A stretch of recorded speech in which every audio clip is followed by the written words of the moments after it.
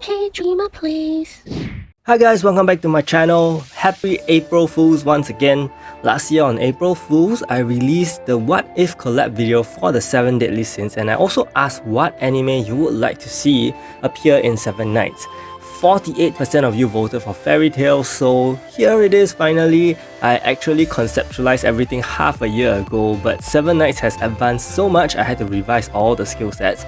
And I put in so much effort and time for this video, so do hit that like and subscribe button, it would mean so much. In case you don't know what Fairy Tail is about, it is an anime series which has been around for 10 years, from 2009 to 2019, and follows the adventures of Natsu Dragneel and his friends as they take on countless villains and also uncover the secrets behind his true identity. My idea of a Fairy Tail collaboration will include many new heroes, a collab hat, and an entirely new event boss. So let's start with Natsu. He will naturally be offensive typing. For his passive, he gives all allies immunity to burn debuff for 12 turns because he will simply eat up all the fire like he does in the anime. He will increase crit rate by 10% each turn, maximum of 50%, and has a 50% chance to apply burn on basic attack. And if burn doesn't apply on his basic attack, he will deal 5000 fixed damage instead. For his skill 1, he deals 350% physical damage on 5 enemies, decreases their defense of the targets by 30% for 3 turns, and 60% chance to incinerate targets for 4 turns. So this is a new debuff that I designed for him. Basically for incinerate, each turn it will deal damage equal to 15% of max HP and decrease their awakening gauge by 1. It will also do additional 10% more damage of max HP on burnt targets. So basically it is kind of like a flaming version of suffocation, but it stacks with burn and also deals more damage to burn targets. So it's a pretty cool mechanic. For skill 2, he deals 400% physical damage to 3 enemies with the highest defense, destroys the target's weapon for 4 turns. And for his awaken skill, he deals 450% physical damage to 3 enemies, ignores 60% of defense, and also incinerates the targets, this time at 100% rate for 4 turns. For his effect attack, he will burn the target. And generally, the idea of his skill set is pretty hard hitting to suit the overall nature of his powers, and of course it gets even better from his exclusive item, which is the scarf from his father Igneal. For the stage 1, it will buff the second skill, which is the one that destroys weapons. It will also have an 80% chance to stun. Stage 2 will buff his lethal rate, and stage 3 will be a very interesting mechanic. If you know Natsu, he can basically eat up elements and absorb it and convert that into a new power. And that was the concept I was going for him, whereby residual damage from status effects will all heal him instead, so you don't have to give resistance towards them. So if there are 3 or more offensive allies on the team, he will recover HP by the amount of damage received from status effects such as burn, poison, bleed, suffocation, parasite, Agnes Flame, and incinerate himself. So let me know what you think of my creation for Natsu. Does his overall skill set fit his character well? Okay, the second character we have is Lucy, who is a magic hero. For her passive, Celestial Spirit Magic, she increases accuracy rate of all allies by 30%, she decreases lethal rate of all enemies by 40%, and she also delays her awakening gauge. Reducing lethal rate would directly pit her against Fenrir and Rangrid, and also make lethal weapons more relevant because with those 2 buffers, lethal weapons seem to be less used. The delay of her awaken skill is because her awaken skill is really strong and should only happen in desperate situations. For her skill 1, Uranometria, she deals 350% magic damage to 4 enemies and also increases their skill cooldown by 30 seconds. For her skill 2, this is where the fun part comes in. I cannot ignore Lucy's amazing ability to summon celestial spirits, and I thought this would be one of the ways I could present it. So depending on the target this single target attack hits, various effects representative of a celestial spirit will be triggered. So it deals 800% magic damage to 1 enemy, and depending on the enemy's type, different effects will happen. So if it's an offensive enemy, she will summon Loki and gain a buff that allows her to deal fixed damage whenever she is attacked. Okay, basically it's kind of like a fixed damage version of Isolation, Red Grid's Isolation. If she hits a magic enemy, she will summon Aquarius and she will be able to suffocate the target as well as all the enemies in that same row. If she hits a universal enemy, she will summon Capricorn and decrease their physical and magic attack by 40% because Capricorn is able to adjust the values of the enemies themselves. And for defensive enemies, she will summon Virgo, who is technically able to drill through Earth. Okay, so that's why I put Virgo here. She will decrease the HP of 5 enemies by 10,000. And that is of course assuming we have no HP control unit on the other side. And if she hits a support enemy, she will summon Gemini. And this will allow her to apply the effect of the target's awakened skill immediately. So it's going to be very rare that she meets a support hero in PvP, but if she does meet a Rosie or a Clemith, you can imagine the copying of the awakened skill from either one. Clemith does give skill nullification, and Rosie does have poison and stun, so they are very strong awakened skills that she can copy. And I hope this is an interesting enough skill that has never been seen in 7 Knights. And for her awakened skill, for her very strong awakened skill, she deals 400% magic damage to 5 enemies, ignores 70% of defense, and removes all stat increases from 5 enemies, and has an 80% chance to paralyze the targets for 3 turns. Now, as you know from the series, the Celestial Spirit King is an incredibly powerful, celestial being that Lucy summons with a lot of power, and he just slams down on the enemies so hard. So this skill hits very hard, and the later it is used, the better, because it has erasing of stat increases. And this is a very interesting mechanic again. Seeing how we have so many turn increment stats, it can help to reset the playing field by a large margin. For her effect attack, she steals life, equal to 15% of any damage dealt. So this is where her self-sustaining capabilities will come from, but not just from her effect attack. So for her exclusive item, which is her very special whip, she steals life with Uranometria. So that skill itself not only allows her to increase the cooldown of the enemy, but also recovers her HP. She increases her defense at stage 2.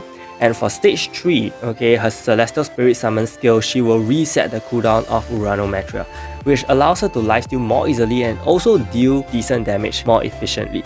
So next we have Grey. When I designed him a year ago, freeze was actually still a thing. So I revised this skill set for more relevance to our current meta. For his Ice Make passive, he increases freeze resistance by 70% for himself, and when he is debuffed, he decreases magic damage received by 70%. The reason I have for this is because he has a ice protection, and so magic damage will not be able to easily penetrate through that. Every 3 turns, he will also cast Ice Make Shield for 3 turns on one ally in the front row, excluding himself. The shield actually allows the target to become immune to freeze and also allows the target to reflect 30% of all damage they receive. So basically he uses his Ice Make powers to protect allies and also give them a reflect shield, which is a new mechanic. So for skill 1, Ice Make Ice Gazer deals 400 magic damage to 3 enemies with the highest physical and magic attack, deals additional 100% to debuffed enemies, and likewise this is also a new mechanic to the game which I do hope to see. In a way, it is a better version of Galidus' passive which only increases damage against frozen targets. For his skill 2, Ice Make Lance, deals 400% magic damage to 3 enemies with the highest physical and magic attack as well, decreases buff duration by 1 turn, and also has an 80% chance to freeze the targets for 2 turns. I mean, what is Grey if he doesn't freeze, right? Through Grey, I'm also hoping to bring back the potential of a freeze-based team with Galidus and maybe Spike as well. And finally, for his Awakened skill, he deals 400% to 4 enemies, deals additional 200% to debuff enemies. Previously, on skill 1 that was 100%. And he has a new status as well, 50% chance to apply Frostbite on the target. Now, Frostbite, as its name suggests, is a condition where you literally get so frozen that you start breaking apart. And that is exactly what I intended for this debuff. Basically, it will decrease the target's attack and defense by 20% each turn, up to a maximum of 80%. So it can potentially be game changing, and that's why I only made it 50% chance, but there are ways to increase the cast rate, I'm sure you know that. For his effect attack, he's able to freeze the target at 80% chance, and for his exclusive item, his Sword Necklace, his stage 1 will actually allow his Awakened skill to deal additional 10,000 fixed damage if no enemies die, which means it will be an additional damage dealt only after the skill. For his stage 2, he increases his block rate, And for his stage 3, which is gonna buff his first skill, which is the one with the new mechanic, it will launch a chain attack if the target dies. So the skill 1 already does decent damage against debuff enemies, and with this enhancement, it will definitely be a team wrecker if there are many enemies who are debuffed, because it will hit super strong. But it only hits 3 targets, so there is a chance, that it won't be so devastating. And that's my way of balancing that. So moving on, we have Erza. As you would know, Erza has many types of armor she can equip depending on the enemy she faces, which is the basis of how I designed her passive. She is a universal hero who will give the universal team a much needed buff. For her passive Requip, she will increase physical attack of herself and universal allies by 60%, which is a step higher than Eileen. Okay, but that means Eileen will not be used for her 50% increase of physical attack, in PvP mainly, but mainly for the status effect resist decrease that she has for universal teams. So Erza here will be the one that buffs the physical attack. So this will buff Eileen, Chris, herself, and Galidas if he is used. Okay, she will cast the Knight on herself and also gains buffs depending on the enemy typings. So if there are 3 or more offensive enemies, she will equip the Flame Empress armor, which is this one, and she will decrease all physical damage taken by 50%. If she meets a magic team, she will equip the Sea Empress armor, which decreases magic damage taken by 50%. If she encounters a universal team, she will equip the Adamantine armor, which increases her defense by 30%. Now, if she meets a team that does not have any of the following, okay, maybe she'll meet like a team with 2 magic heroes, 1 defensive and 2 offensive, she will equip the Clear Heart clothing, which increases her crit rate, lethal rate, and effect attack chance by 60%. This overall buff will not be affected by the buff block because it is applied when she hits the field, like Fenrir's lethal rate increase, and it does not change by turn. So just to go back to the Clear Heart clothing, it is actually one piece of equipment or armor, where Erza loses all defense in exchange for maximum power in the anime. So it's not going to be something she will get commonly unless she really meets a hybrid team. So the buff here, it's really to go in line with the concept that she will increase her offensive capabilities to a huge amount. For her skill 1, Blackwing Moon Flash, she will equip the Blackwing armor, and that will deal 500% physical damage to 3 enemies, decrease their buff duration by 1 turn, and exploits vulnerability as well. For the skill 2, she equips the Armadura Fairy armor. She deals 400% to 4 enemies and also blocks buffs for 4 turns. Now for the Awaken skill, we have her in her most trademark looking armor, which is the Heaven's Wheel, Blumenblatt, I don't know how to pronounce that. She will deal 400% physical damage to 5 enemies, deal additional 100% physical damage for each fallen enemy, okay, and also apply a 20% additional crit rate and lethal rate. Now the reason why I gave her this design is because, in the Heaven's Wheel she has many swords. So if you have empty enemy slots, okay, all the swords will just be able to target onto those existing enemies. So that is why the skill gets stronger with lesser enemies around. Now for her effect attack, she deals 5,000 fixed damage to 5 enemies. She is a complete powerhouse unit for universal teams who has been lacking in damage for a while, so I was hoping to create a new kind of physical universal team with her presence. But before that, let's check out her exclusive item. Her exclusive item is the Armor by Heart Crutes. Her stage 1, she will increase damage dealt by 3 to 5 target attacks for the caster herself as well as for universal allies by 30%.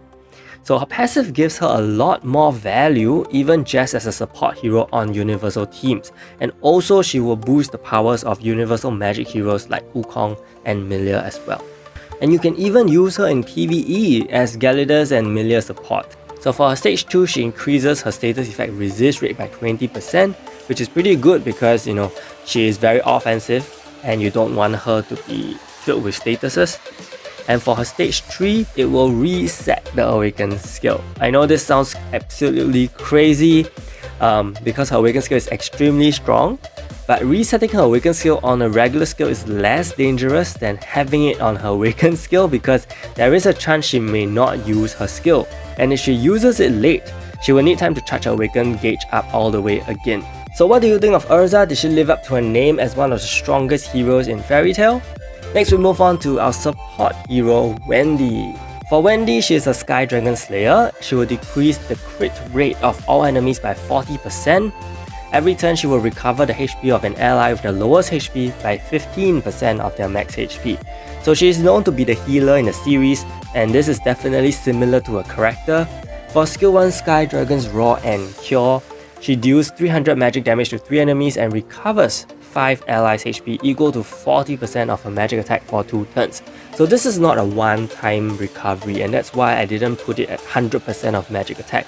This is a 2-turn recovery, which means your team has stable healing, okay, for 2 turns. For skill 2, it is Enchantment, and if you know her in the series, she is also a buffer. Okay, she will cast buffs on the Fairy Tail members.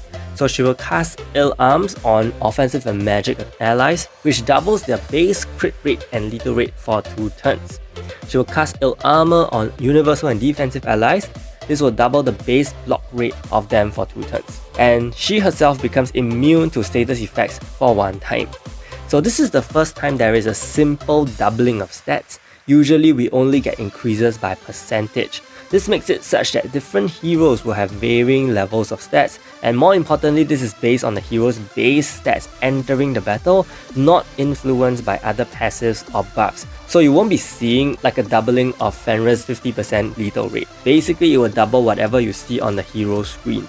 So if you finish the final season of the series, you will know that Wendy has a completely new look when she enters Dragon Force. So I made her awakened skill a transformation skill, which gives her even more evasion because her new form is extremely fast. It will also reset all her cooldown and decrease the awakened gauge of 5 enemies by 7. This will change her skill 1, the Raw and Cure. It will deal 400% magic damage now on 4 enemies, and it will also recover 5 allies HP equal to 40% of magic attack for 3 turns. This will also buff Enchantment, whereby all the buffs will last for 3 turns now, and she will also increase her magic attack and defense by 10% for each ally remaining on the field for the next 3 turns. For her effect attack, she decreases buff duration by 1 turn, and for her exclusive item, for her passive, she now gains the ability to decrease fixed damage taken by allies by 50%. She will also increase her recovery rate on stage 2, and for Sky Dragon's Raw and Cure, she will also remove shields and buffs. So basically, she further protects her allies even more, and also takes on a more efficient support role. And next up, we have my favorite Fairy Tail character, Mirajane.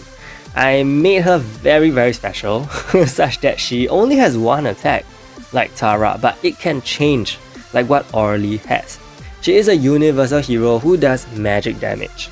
So for her passive Takeover, she attacks twice on basic attack, and she also has a Berserker Ring effect whereby she increases her magic attack by 5% for every 10% decrease in HP. For her skill 1, when she's in her normal form, she's actually not very offensive, so that's why I gave her this pretty weak skill, but she does have this ability even in the series whereby she's able to put people to sleep.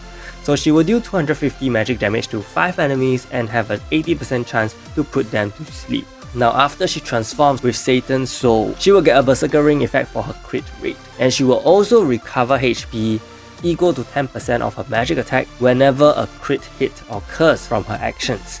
So it is pretty much guaranteed in a way for her to heal since her crit rate will grow over time, and also she attacks twice per basic attack, so there's a higher chance of crit happening. Her skill completely changes, so her skill 1A, Darkness Stream, she will deal 400% magic damage to 5 enemies, decrease their effect attack rate by 20%, increase their skill cooldown, and also this skill will change to Soul Extinctor after being used. It does the same amount of damage, but decreases awakening gauge of all the targets by 5, and also have a 70% chance to electrify them. For effect attack, she deals more damage overall without any additional effects, basically just 400% magic damage. And finally, for her exclusive item, she will gain the ability to counter attack all attacks for 7 turns once she transforms, This is due to that rage that she has inside her when she transforms. And she will increase crit damage dealt, and for her passive she will get a smaller gauge. So this will allow her to charge much faster. Her exclusive item is completely designed so that she can utilize her awakened abilities even sooner and better basically. So overall her skill set is one that has tons of effects, but it can also keep her alive very well. And lastly we have Gajeel. I gave Gajeel a very unique skill set as well.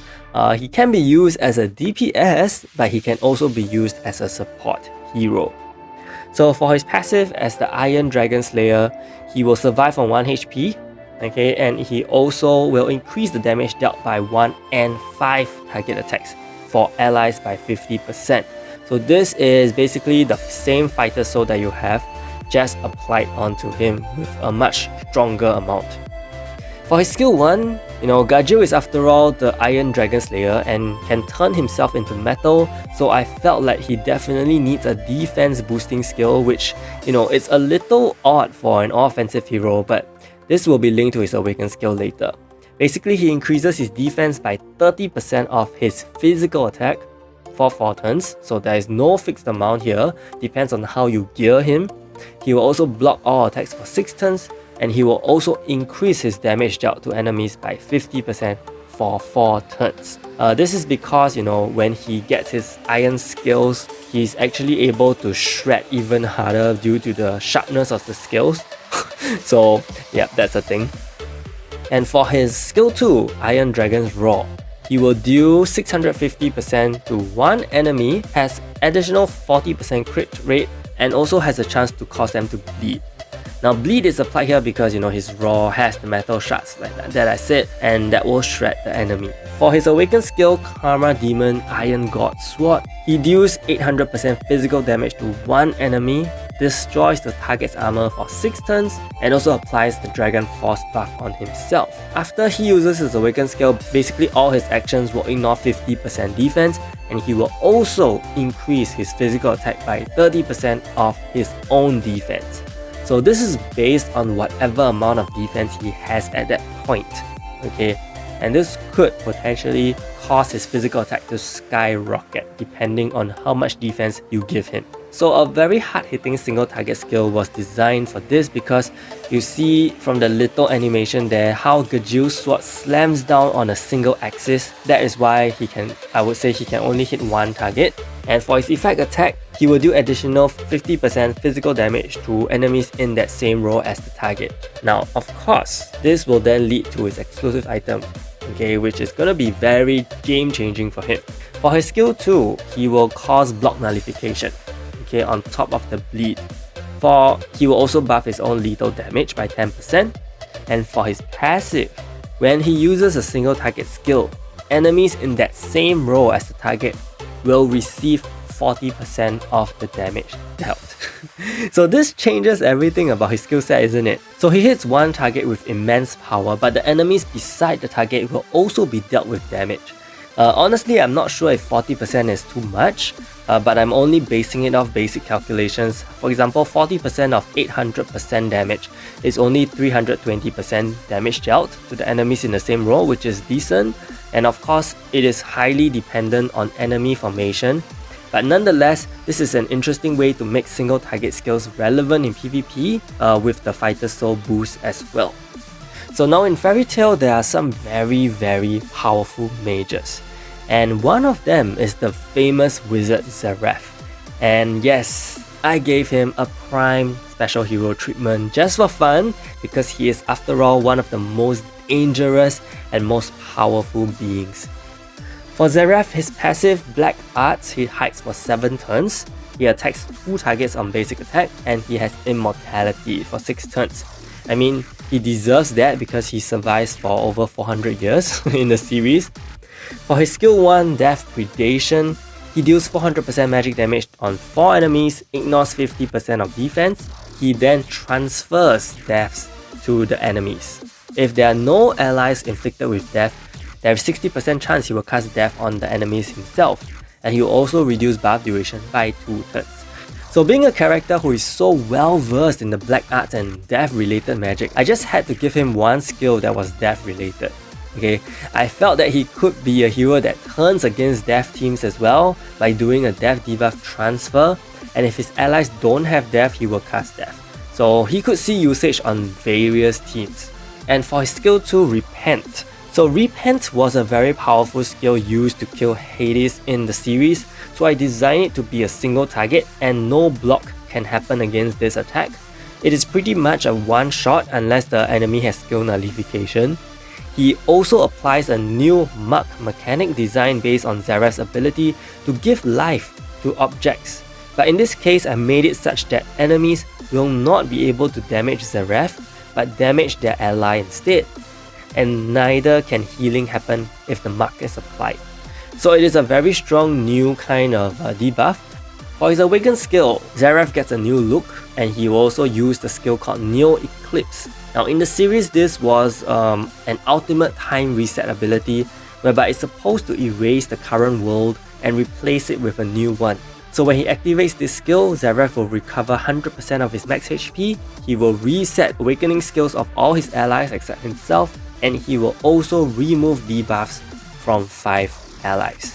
Heal, cleanse, reset awaken skills, and bring everything back to the status quo. Super strong, suitable for a prime hero. For his effect attack, he'll have 80% chance to cast a mark, and do remember that he hits 2 targets with his basic attack. Now for his exclusive item, remember how prime heroes always have 3 buffs on the exclusive item? For his first stage 1, for Repent, he will deal 40% of the final damage to all enemies. So this is similar to Gajeel, where he will deal extra damage to all enemies with his single target skill. And take note that this deals damage to all enemies, not just the same row. So in a 7v7, this hits everyone. And then for stage 2, its Awaken skill Neo Eclipse, he will revive all fallen allies. With 50% of their max HP, their awakening gauges will be disabled. So basically, since his Awaken skill is the ultimate reset, he should be also one who can revive fallen enemies, and since he does give life to objects, I think this is completely suitable for him. Okay, but just to balance that, they will not be able to use Awaken skills. And finally, for his third stage, okay, this will be an effect triggered when an enemy dies. He will cast Isolation on enemy team. Okay, he is the king of despair, king of death. Isolation is something that he completely lives by for the past 400 years. So this is really designed to just suit his character and could be pretty gross, I do admit. Okay, so does Zeref's skill set make him worthy of being a prime special and also one of the strongest mages around? Well, he does face his match with the founder of Fairy Tail, Mavis Vermillion. For her passive, she is the master strategist, okay, and she will give isolation immunity to all allies for 12 turns. Basically, Fairy Tail is all about Nakama power and family bonds, so I don't see why not that, she has isolation immunity. She will also apply exploit vulnerability on herself every 3 turns, and she will also revive with 100% HP one time. And then we have her skill 1, which is called Fairy Sphere. Based on the lore, Fairy Sphere is an insanely powerful magic skill that once concealed the entire Fairy Tail guild and locked them away in time. Now with that idea, I created a new mechanic called the Hiding Shield, where allies gain a shield equal to 80% of their maximum HP and they gain Hide, which means they cannot be counted. Damage received will be reduced when they are hiding. Now with the immense power of this shield, skill nullification takes place one time and cleansing happens as well. But the skill itself has a very long cooldown, so she may not cast it more than once, and shields can be removed easily by various heroes as well. For the second skill, Fairy Glitter, it is one of the strongest skills in Fairy Tail universe, so I gave it tons of offensive power. Basically, she will deal a lot of damage to enemies with higher defense and have a chance to block their awakening gauges as well. And for Awaken skill, Fairy Law, this is probably the strongest spell in Fairy Tail history. Fairy Law can literally wipe out evil, so I felt that instead of doing damage, it will simply eliminate one enemy. And it will deal damage based on 20% of the eliminated target's max HP and give Mavis a chance to reduce her own cooldown by 80 seconds and probably cast the shield again, who knows. For her effect attack, she will blind the target for 3 turns, and for her exclusive item, she will be able to blind or stun the target for 3 turns with Fairy Glitter. After all, it is a very blinding kind of skill. For her stage 2, enhancing the Fairy Sphere skill, it also allows allies to become immune to any stat decrease for 4 turns, and it will also nullify all current decreases applied onto them. So if enemies have heroes like Colt, Wukong and villains who reduce their passives, who reduce stats passively, those will all be cancelled out and only reapplied after 4 turns. Okay? And lastly, opposite to Zeref, she will heal allies when an enemy dies using the same mechanic. So, do you think Mavis is a good counter hero to Zeref? Let me know what you think of all the hero skill sets so far. And speaking of Fairy Tail, we cannot forget 3 adorable cats, which are constantly flying about in the series, and they are the Fairy Tail Exceed trio, Happy, Carla and Pantherlily. Event collab pets have never been done before, and I thought this could be a nice new touch for a collab. They will not have an awakening as well and be purely used for efficient farming by increasing soul shard drop rate and hot time reward loot drop rate. I designed this so that farming in 610 will also be easier. And of course, we should also have a brand new event boss raid, and the best villain for this would be Acnologia.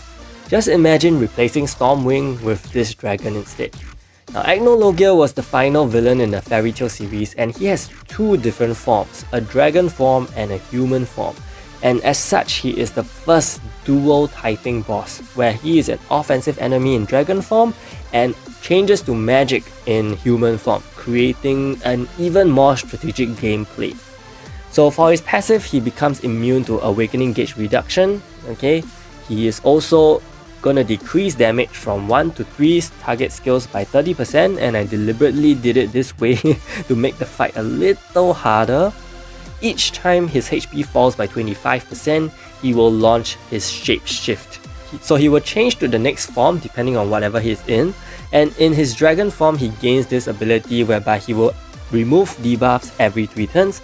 In a human form, he will cast a shield equal to 50% of his HP every 3 turns. So you will have to monitor his forms and also the debuffs applied onto him in dragon form. You will also need a shield remover to efficiently damage him in human form. So if there are 1 or more Fairy Tail heroes on your side of the field, his defense will drop by 30%. So this is just to make it more realistic, using Fairy Tail heroes will make the fight less difficult. And there are a few heroes who I designed to deal very good single time hit damage as well. So for his skill 1, he deals 350% physical or magic damage depending on his form. On 5 enemies, he will increase his crit and lethal rate by 50% and also decrease awakening gauges by 50%. And he will also have a 100% chance to burn. So buff removal from heroes like Wendy and burn immunity from Natsu will be great here. And for his skill 2, Eternal Flare, he will deal 400% magic or physical damage to 5 enemies, reduce the physical attack or magic attack of your team by 40% for 3 turns, electrifies, and also decreases your buff duration. So Cleanse or Fairy Sphere will also be good here. And finally, for his Awaken skill, he will deal 500% physical or magic damage on 5 enemies, exploits vulnerability, resets his Awaken skill. Though he is able to reset his Awaken skill like in Guild Raid, he is immune to awakening gauge reduction, so bear that in mind. The last effect will be dependent on what form he is in. Now in dragon form, he will deal additional 30,000 fixed damage, and in human form, he will recover HP by 40% of whatever damage he dealt to you. Basically, it's representative of his form, whereby he is more devastating in his dragon form, and in his human form, he is actually a doctor based on the story, hence he will recover HP. So that concludes my wild and crazy video for a potential collab between the extremely popular franchise Fairy Tail and Seven Knights. I really had a lot of fun designing this from scratch and fine-tuning it even to the last minute. And I hope you enjoyed watching it too. Be sure to like and subscribe to my channel. Big shout out to my channel members, ZMD Phoenix and Reggie Bautista for the support. Happy April Fools once again. Thank you so much and see you!